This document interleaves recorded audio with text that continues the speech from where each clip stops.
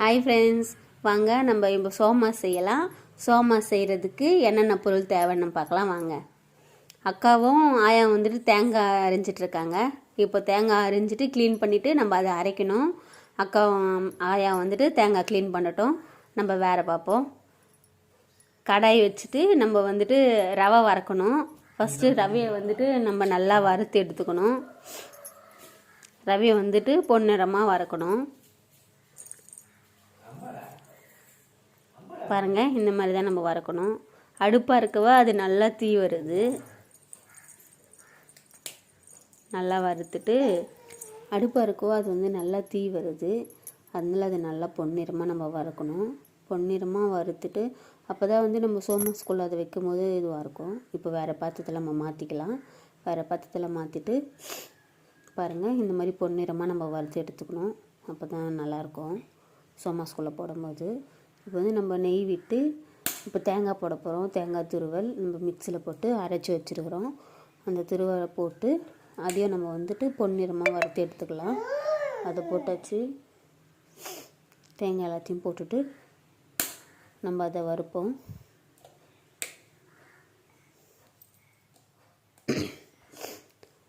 தேங்காய் நல்லா வறுத்து பொன்னிறமாக நம்ம எடுத்துக்கலாம். நல்லா மிக்சியில் போட்டு நீங்கள் அரைச்சிங்கன்னா அது வந்துட்டு ரொம்ப மையாக இல்லாமல் கொஞ்சம் குறப்பாக அரைச்சா வந்துட்டு நம்ம சோமாஸ்குள்ளே வைப்போம்ல, அது வச்சுட்டு சாப்பிடும்போது நல்லாயிருக்கும். ரொம்ப நல்லா வறுத்தாச்சு. அதை ஒரு பாத்திரத்தில் மாற்றிக்கலாம். எனக்கு பாருங்கள் எப்படி நல்லா இருக்குல்ல, வாசனையாகவும் இருக்கும். நல்ல வாசனையாக நல்ல ஒரு மணமாக இருக்கும். சாப்பிட்றதுக்கும் நல்ல டேஸ்ட்டாக இருக்கும் அது. இப்போ இது எல்லாத்தையும் வந்துட்டு நம்ம மிக்ஸ் பண்ணிப்போம்.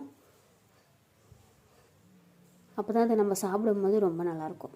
அதுக்கு ரவை சர்க்கரை போட்டுப்போம். அந்த ரவைக்கு ஏற்ற மாதிரி தேவையான அளவு சர்க்கரை போட்டுப்போம். அந்த தேங்காவையும் நம்ம அதுக்குள்ளே போட்டு மிக்ஸ் பண்ணிப்போம். இப்போ நம்ம சர்க்கரையும் ரவையும் வந்துட்டு நல்லா மிக்ஸ் பண்ணிப்போம். எல்லாம் வந்துட்டு ஒன்றா வர அளவுக்கு நம்ம நல்லா அதை மிக்ஸ் பண்ணி வச்சுப்போம். அப்புறம் நம்ம தேங்காவை எடுத்து போட்டுப்போம். இது நல்லா நம்ம வறுத்ததுனால நமக்கு வந்துட்டு நல்ல ஒரு ருசி இருக்கும், சாப்பிட்றதுக்கு நல்லாயிருக்கும். சோமாஸ்குள்ளே வைக்கிற அந்த பூர்ணம் வந்துட்டு ரொம்ப நீட்டாக இல்லை.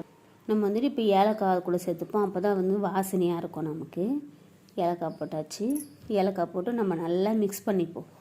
நம்ம இதில் வந்துட்டு இந்த மாவை நல்லா மிக்ஸ் பண்ணணும், நல்லா கிளறணும். நெய் விட்டுப்போம். டால்டா கொஞ்சம் போட்டுப்போம். டால்டா போட்டு நல்லா இதை நம்ம பிசைஞ்சு எடுக்கணும். இப்போது சப்பாத்தி பெரட்டுற மாதிரி பெரட்டுறதுக்கு தேவையான அளவுக்கு நான் இந்த மாவை வந்துட்டு இப்போ நம்ம பிசைஞ்சு எடுக்கணும். டால்டா போட்டு நம்ம எவ்வளோ பிசைஞ்சு இது பண்ணுறோமோ அப்போ தான் சாஃப்டாக வரும். கொஞ்சம் உப்பு வந்து சுடு தண்ணியில் போட்டு நம்ம சுடு தண்ணியை வந்துட்டு அதில் ஊற்றி அப்போ தான் நம்ம அதை பிசைய முடியும். அப்போ தான் கொஞ்சம் சாஃப்டாக இருக்கும். பிசைகிறதுக்கு வந்து ஒரு நல்ல ஆளாக நீங்கள் சூஸ் பண்ணிக்கோங்க. நல்லா கொஞ்சம் இதமான சூட்டில் தான் நம்ம பிசைய வேண்டியதாக இருக்கும். அதனால் நம்ம கைக்கு அந்த சூடு வந்துட்டு தாங்குற அளவுக்கு நம்ம அந்த சுடு தண்ணியை ஊற்றி அந்த மாவை வந்து நம்ம அவ்வளோ நல்லா சாஃப்டாக பிசையணும். நம்ம எவ்வளோ சாஃப்டாக பிசைகிறோமோ அப்போ தான் அது வந்து நல்லாயிருக்கும். இது வந்து நம்ம அந்த மிக்சர், அந்த ரவை சர்க்கரை தேங்காய்லாம் துரி வச்சுருந்தால அந்த மிக்சர் அது. இப்போ வந்து நம்ம மாவு பிசைஞ்சாச்சு. இந்த மாதிரி சப்பாத்திக்கு நம்ம எப்படி உருட்டுவோமோ அந்த மாதிரி நம்ம உருட்டிக்கணும்.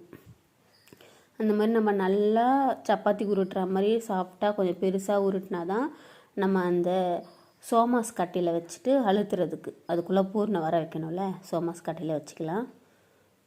வச்சுட்டு அதுக்கு தேவையான பூர்ணம் நம்ம அது உள்ளே வைப்போம். ஒரு ஸ்பூனோ இல்லை ஒரு ஸ்பூனோட கொஞ்சம் அதிகமாகவோ நமக்கு எவ்வளோ தேவையோ அதை வச்சுட்டு நம்ம அது மீதம் உள்ள மாவை நம்ம அப்படியே கட் பண்ணி எடுத்துடணும். சோமாஸ் ரெடி.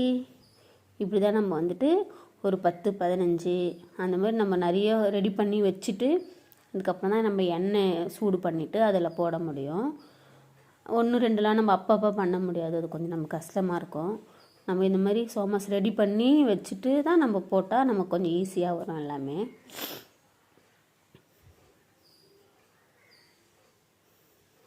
இந்த மாதிரி நம்ம கொஞ்சம் நிறையவே ரெடி பண்ணி நம்ம வீட்டில் இருக்கிற பாத்திரத்தில் நம்ம வந்து கொஞ்சம் வச்சுக்கணும். பாருங்கள், நம்ம பூர்ணம் நிறைய வைக்கலாம். ஏன்னா சோமாஸ் கட்டை நம்ம கொஞ்சம் பெருசாக இருந்துச்சுன்னா நம்ம அதில் பூர்ணம் வந்து நிறைய வச்சுட்டு நம்ம பண்ணால் நல்லாயிருக்கும்.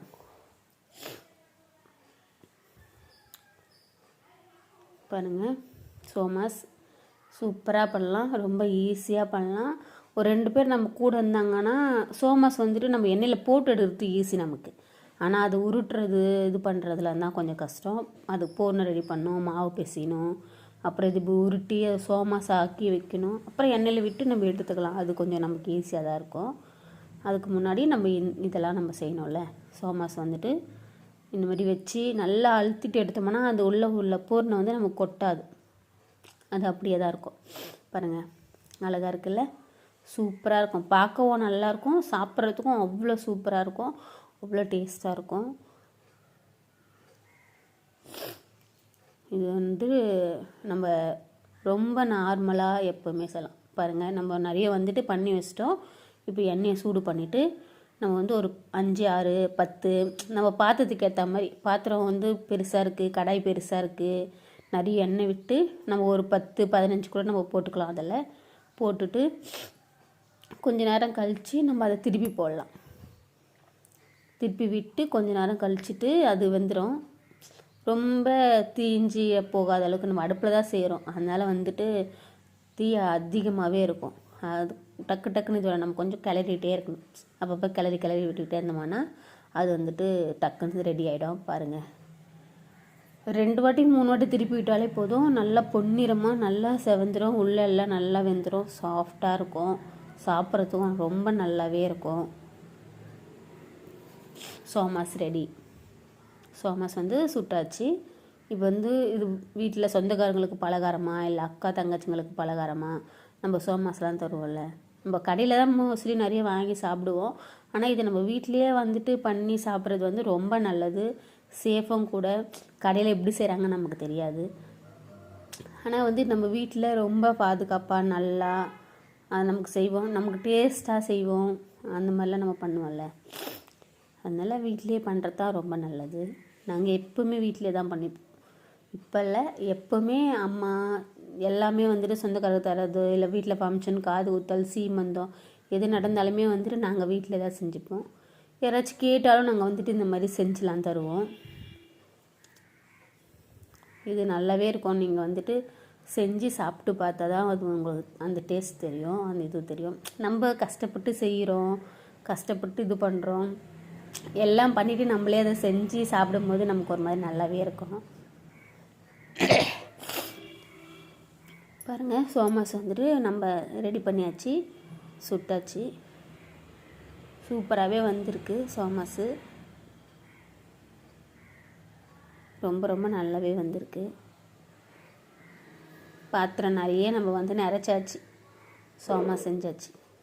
ஓகே ஃப்ரெண்ட்ஸ், நீங்களும் வந்துட்டு வீட்டில் ட்ரை பண்ணி பாருங்கள், செஞ்சு பார்த்துட்டு உங்களோட இதுவை கமெண்ட்டில் சொல்லுங்கள். பாய்.